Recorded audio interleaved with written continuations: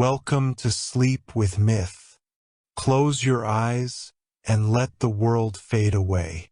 Tonight we drift beyond time, where gods dream and stories remember their light. The first snow of winter drifted silently across the mountains of Ekigo, soft as the breath of a dreaming sky. Hiroshi, a young woodcutter, trudged through the forest with a lantern that flickered weakly against the rising storm. He had traveled this path since childhood, yet that night the air felt different, quieter, heavier, as if the snow itself were watching. As the wind howled, Hiroshi leaned against an ancient cedar tree. The cold bit deep into his bones. He whispered to himself, "If I fall asleep here, I'll never wake again." But then a shape emerged through the storm. A woman, tall, slender, and impossibly pale, glided toward him. Her hair flowed like drifting frost, and her eyes shimmered with a calm, chilling light. She wore a white kimono that fluttered without touching the snow. Hiroshi felt his breath catch. The woman spoke, her voice soft as falling snowflakes. "Why do you wander alone, in a storm that even spirits fear?" Hiroshi shivered, not from cold, but awe. "I lost my way." She stepped closer. The snow around her froze into delicate patterns. "You should not die here," she whispered. "Not tonight." Her hand brushed the lantern, and its flame brightened, glowing blue for a moment. "Follow this light," she said, "and do not look back." Before Hiroshi could speak, the woman's form dissolved into the storm like mist. The lantern pulsed gently, guiding him, and so he walked, unaware that the snow woman had chosen to spare him, for reasons even she did not understand. The storm softened by dawn. Hiroshi awoke inside his small mountain cabin, unsure how he arrived. His cloak lay dry beside the hearth, though he remembered the blizzard fiercely tearing at it. The lantern sat near him, still glowing faintly, blue at the edges, like frozen moonlight. His elderly mentor, Masaru, entered with a bowl of hot broth. "You were lucky," Masaru said. "Many have vanished in storms like that." Hiroshi hesitated. "Masaru, have you ever heard of a woman in the snow? Pale, wearing white." The old man's eyes widened. "You must never speak of her lightly. That is Yuki-Onna, the snow woman. Some say she is winter given shape. Some say she judges mortals. Others claim she steals the warmth of wandering souls." Hiroshi felt a shiver. "She didn't harm me. She saved me." Masaru shook his head.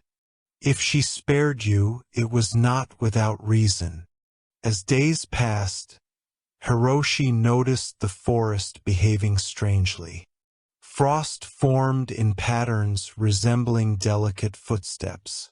The lantern's flame flickered whenever he thought of her, and at night, from the window, he sometimes saw a faint silhouette in the drifting snow, watching, not threatening, simply waiting. Hiroshi found himself longing to thank her, to understand her, and in the hush of winter, the snow woman listened to his unspoken thoughts, curious why this human's warmth lingered in her mind. The winter deepened. The forests grew silent beneath thick blankets of snow. One evening, as Hiroshi returned from gathering firewood, He saw footprints outside his cabin. Not human footprints. They were small, perfect, and made of frost shimmering like silver. He followed them to the edge of a frozen stream. There she stood, Yuki-Onna. She appeared with the stillness of falling snow, her kimono flowing like mist around her. She studied him with calm, moonlit eyes. "You sought me," she said. Hiroshi bowed his head. "I wanted to thank you. Most humans fear my presence," she whispered. "Yet you call for me without speaking. I don't fear you." A faint smile touched her lips, beautiful, but tinged with sadness. "You should." She lifted her hand. A flurry gathered around it, spiraling gently like a living thing. "Every winter, I drift through these mountains. Mortals and spirits cross paths with me only when their fate is fragile. Your warmth disturbed the cold." Hiroshi stepped forward. "If you wished me gone, you could have left me to the storm." Her expression softened, as if touched by a feeling she had not known for centuries.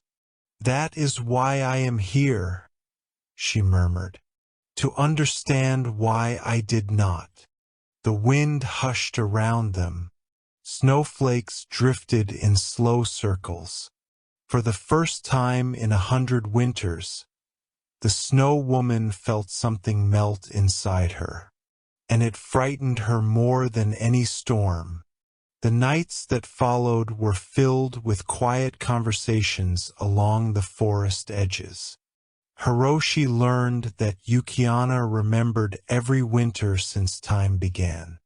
She wandered between the world of spirits and humans, untouched by age, bound to the cold.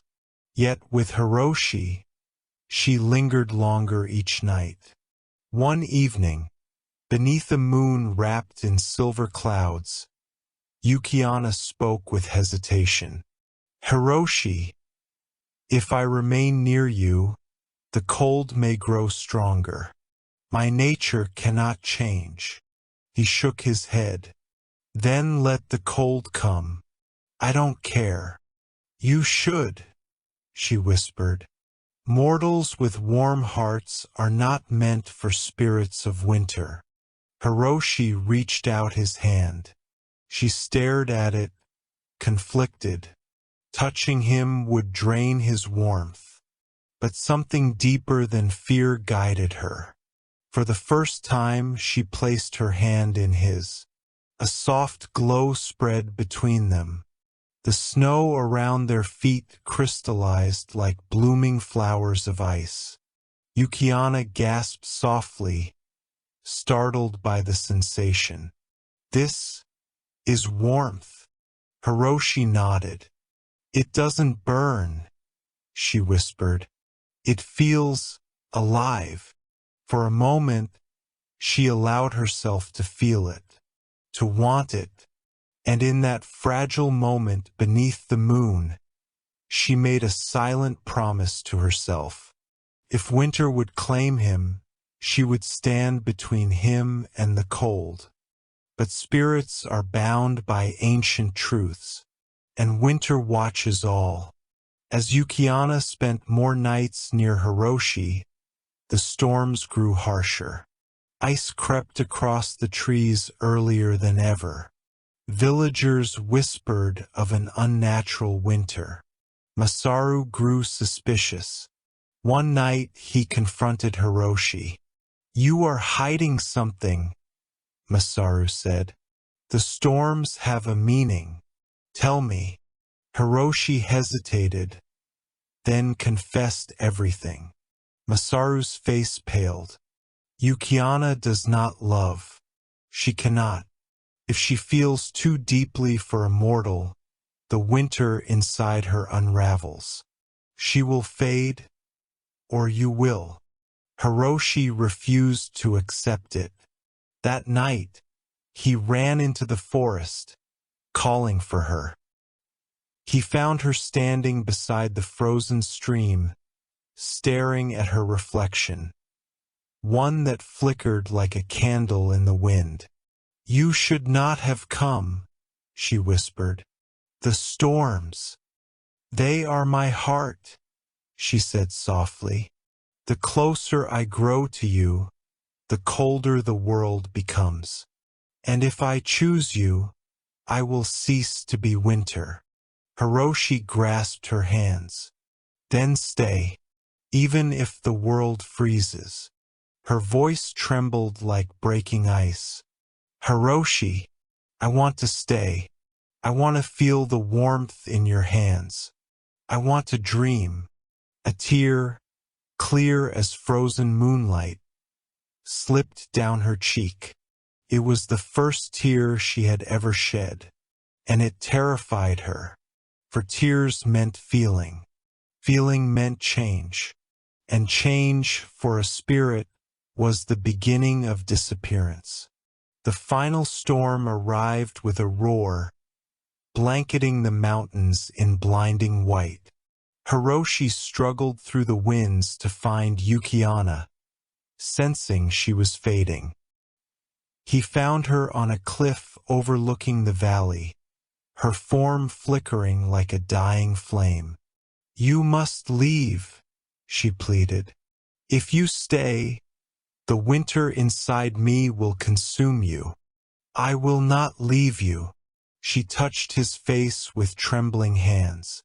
"Hiroshi, mortals dream to live, but spirits dream to disappear." The storm howled around them. Her form grew more transparent. "I don't want to vanish," she whispered. "Not before I feel one last moment of warmth." Hiroshi embraced her. Her body was cold, so cold it burned, but slowly, gently, she leaned into him. The storm quieted. Snowflakes drifted softly. Her voice faded like a lullaby.